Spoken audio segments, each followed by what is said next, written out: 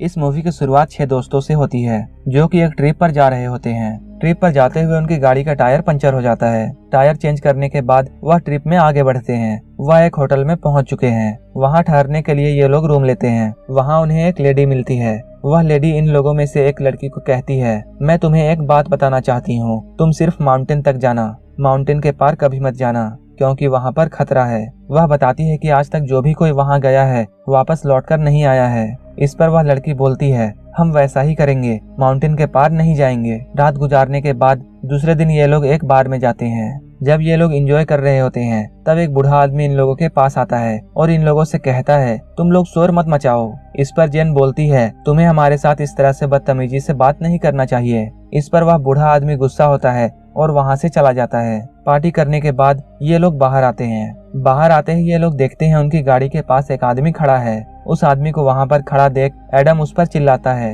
लेकिन वह आदमी वहाँ से नहीं हटता है। ये लोग उस आदमी की तरफ एक वाइन की बोतल फेंकते हैं। इसके बाद वह आदमी वहाँ से चला जाता है। दूसरे दिन जब जेन मॉर्निंग वॉक के लिए निकलती है तब वह एक लेडी को देखती है जो कि कुछ बेचने के लिए वहाँ आई थी। जेन इस लेडी से कुछ सामान खरीदती है। अचानक उसे वहाँ पर एक बच्ची दिखाई देती है। जेन उस बच्ची से उसका नाम पूछती है, लेकिन वह बच्ची बिना कुछ बताए डर के मारे वहाँ से भाग जाती है। वह लेडी कहती है, मेरी बच्ची की नेचर काफी अलग है।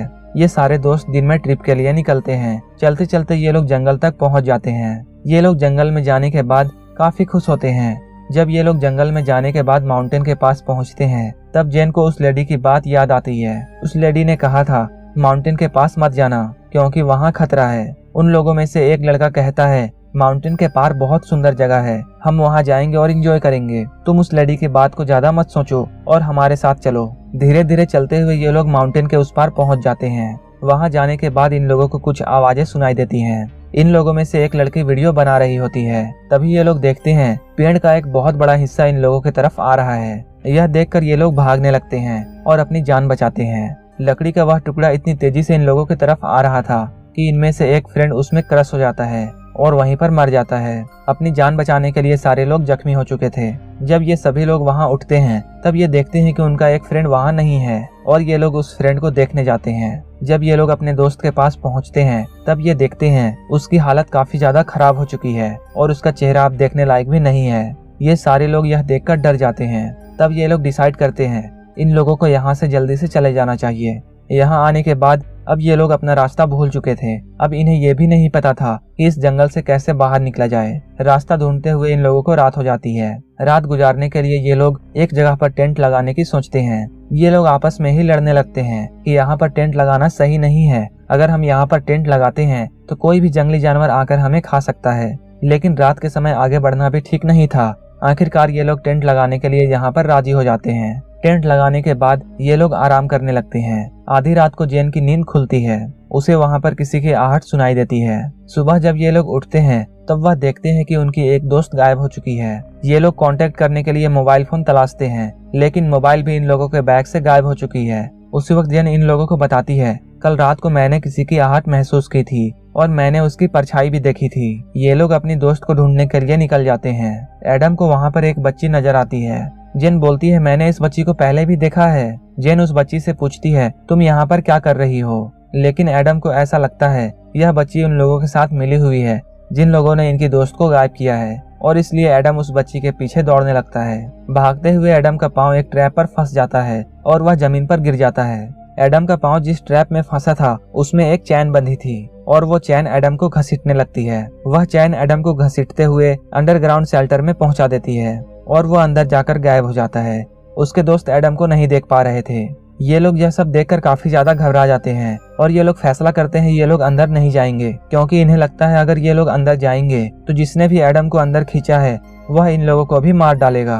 तब ये लोग लकड़ी का एक टुकड़ा लेकर वहाँ पर गाड़ देते हैं और दूर जाकर छुप जाते हैं और किडनैपर का वहाँ आने का वेट करते हैं। ये लोग सोचते हैं कि जैसे ही किडनैपर बाहर आएगा ये लोग उस पर हमला करके उससे पकड़ लेंगे। तब ये लोग देखते हैं दो आदमी इनके फ्रेंड्स को लकड़ी पर लटका कर ला रहे हैं। उनमें से एक लड़का इनके पास आता है और कहता है कि तुम मेरी फ्रेंड को छोड़ दो, नहीं तो मैं तुम लोगों का बुरा हाल करूंगा।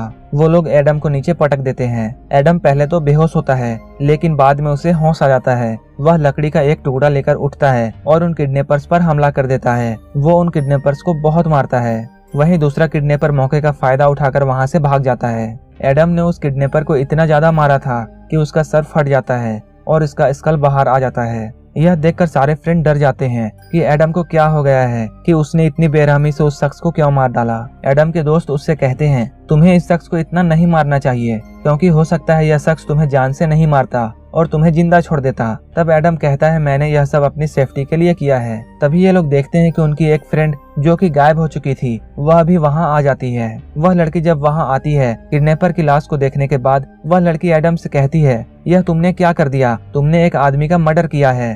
जेन उससे कहती है तुम कहाँ चली गई थी। वह लड़की इन लोगों को बताती है वह यहाँ से निकलने का रास्ता ढूंढने गई थी। वह लड़की इन लोगों को बताती है उसने यहाँ पर कुछ लोगों को देखा है और वह उन लोगों से अपनी जान बचाकर यहाँ पर आई है और इन लोगों को जल्द से जल्द इस जंगल से बाहर निकलना होगा, वरना ये सारे लोग यहाँ पर मारे जाएंगे। इन सब के बाद ये लोग आगे बढ़ते हैं। आगे बढ़ते हुए इन लोगों को आहट सुनाई देती है। उस डरावनी आवाज को सुनने के बाद ये लोग अलग अलग होकर भागने लगते हैं। भागते हुए एक लड़के का पैर ट्रैप में फंस जाता है। जैसे ही वह उस वायर को छूता है दूर से एक हथियार आता है और उसके चेस्ट पर लग जाता है। वह लड़का जमीन पर नीचे गिर जाता है लेकिन उसकी जान बच जाती है। यह सब देखकर ये लोग भागने लगते हैं। भागते हुए उनकी एक दोस्त गड्ढे में गिर जाती है। एडम उस लड़की को बचाने के लिए गड्ढे के पास जाता है। तब एडम देखता है वह लड़की जिस गड्ढे में गिरी है बहुत सारी लकड़ियां स्पाइक की तरह रखी हुई हैं और इसमें से बहुत से लकड़ियां इस लड़की के पेट के आर पार हो चुके हैं। वह लड़की हेल्प के लिए चिल्लाती है लेकिन एडम यह सब देखकर इतना डर चुका था कि वहां से डर के भाग जाता है। एडम के जाने के बाद वह लड़की चिल्लाने लगती है। उसी वक्त वह लड़की देखती है वहां पर एक शख्स आ चुका है जिसने अपने चेहरे पर एक डरावनी मास्क पहन रखी है और उसके हाथ में तीर और धनुष है। वह शख्स इस लड़की पर हमला करता है और यह लड़की यहीं पर मर जाती है। अब सिर्फ 4 लोग बचे होते हैं और ये लोग अपनी जान बचाने के लिए इधर उधर भाग रहे होते हैं। लेकिन उसी वक्त कोई शख्स जेन की फ्रेंड को ऊपर खींचने लगता है और उसी वक्त पीछे से जेन पर भी कोई हमला कर देता है और जेन अब बेहोश हो चुकी है। जेन को जब होश आता है तब वह देखती है कि वह एक अंडरग्राउंड केज में है। वह चिल्लाने लगती है। वह देखती है कि वहाँ एक लड़की है। यह वही लड़की है जिससे जेन पहले भी मिल चुकी है। जेन उससे कहती है कि मैं तुम्हें पहचानती हूँ। वह लड़की कहती है तुम चुप रहो नहीं तो मैं तुम्हें खाना भी नहीं दूंगी। जेन उस लड़की से हेल्प मांगती है लेकिन वह लड़की उस अंडरग्राउंड केज का दरवाजा बंद कर देती है। थोड़ी देर बाद उस पिंजरे में जेन के लिए एक सीढ़ी फेंका जाता है। तब जेन सीढ़ी चढ़कर ऊपर आती है। ऊपर आने के बाद जेन देखती है उसके चारों फ्रेंड पकड़े जा चुके हैं। इसके बाद उन लोगों का चेहरा ढक दिया जाता है और इन लोगों को एक कबीले पर ले जाया जाता है। इन लोगों से कहा जाता है सब लोग घुटने टेक लो। तब इन लोगों के चेहरे से नकाब हटाया जाता है। नकाब हटते ही ये लोग देखते हैं कबीले का लीडर इनके सामने बैठा हुआ है। वह लीडर इन लोगों से कहता है तुम लोग हमारे जंगल में आ गए हो और तुम लोगों ने मेरे एक साथी को भी मार डाला। जेन उस कबीले के सरदार से कहती है हमने किसी को नहीं मारा है। तब वह दूसरा किडनैपर जो कि अपनी जान बचाने के लिए वहां से भागा था वह इन लोगों के पास आता है और कहता है तुम्हारे दोस्त को बचाने के लिए हम लोग माउंटेन की दूसरी पार उसे छोड़कर आने वाले थे लेकिन उसने मेरे ही एक साथी को मार डाला। वह अपने मरे हुए साथी के डेड बॉडी को इनके पास रख देता है। उस डेड बॉडी की काफी बुरी हालत हो चुकी थी और उसमें कीड़े भी लग चुके थे। तब जेन उस कबीले के सरदार से रिक्वेस्ट करती है हमें लगा था वह शख्स हमें मार डालेगा और इसलिए हमने अपनी सुरक्षा के लिए उस पर हमला कर दिया। हमारा उसे जान से मारने का कोई भी मकसद नहीं था, हमने अपनी जान बचाने के लिए उसे मारा था। तब कबीले का सरदार इन लोगों से कहता है जैसा तुमने मेरे एक साथी को मारा था बिल्कुल उसी तरह मैं भी तुम लोगों को मार डालूंगा।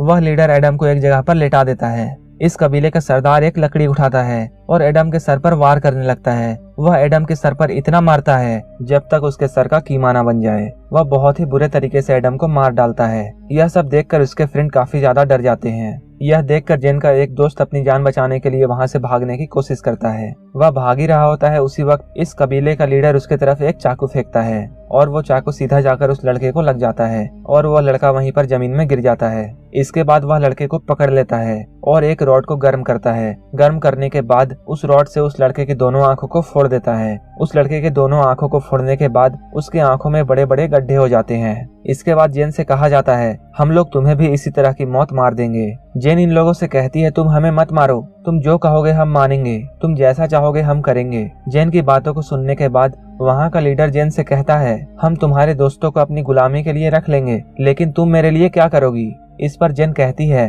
तुम जो चाहोगे मेरे साथ कर सकते हो और तुम जैसा चाहोगे मैं वैसा ही करूंगी लेकिन तुम हमें मत मारो। यह सुनने के बाद वह लीडर जेन की बात मान लेता है और इन लोगों को नहीं मारता है। इसके बाद हमें एक बूढ़ा शख्स दिखाई देता है जो कि जेन के फादर हैं। वह अपनी बेटी को ढूंढने के लिए उसी जगह पर आ जाते हैं। जेन के फादर नजदीक के पुलिस स्टेशन जाते हैं और वहां जेन की फोटो दिखाकर कहते हैं यह मेरी बेटी है और इस जगह पर आकर वह गायब हो गई है। इसके बाद उस पुलिस ऑफिसर से जेन के फादर पूछते हैं क्या आपने इस लड़की को कहीं देखा है? तब वह पुलिस ऑफिसर जवाब देता है मैंने इस लड़की को कहीं नहीं देखा है। जेन के फादर इसके बाद बार में जाते हैं। वहां पर वह बूढ़ा शख्स जेन के फादर को मिलता है। जेन की फोटो दिखाकर वह पूछते हैं क्या तुमने मेरी बेटी को देखा है? इस पर वह बूढ़ा आदमी जेन के फादर को मारता है और उससे कहता है मुझे पता है तुम्हारी बेटी कहाँ गई है और अब वह वापस नहीं आएगी और वहीं पर वह मारी जाएगी। तब वह बूढ़ा आदमी जेन के फादर को बताता है मैंने उन लोगों को माउंटेन के पीछे जाते हुए देखा है और वहाँ जो भी जाता है वापस लौटकर नहीं आता है। इसके बाद जेन के फादर डिसाइड करते हैं वह अपनी बेटी को बचाने के लिए वहाँ जाएंगे। उनके साथ और भी 2 लोग होते हैं। ये तीनों जेन को बचाने के लिए निकल जाते हैं।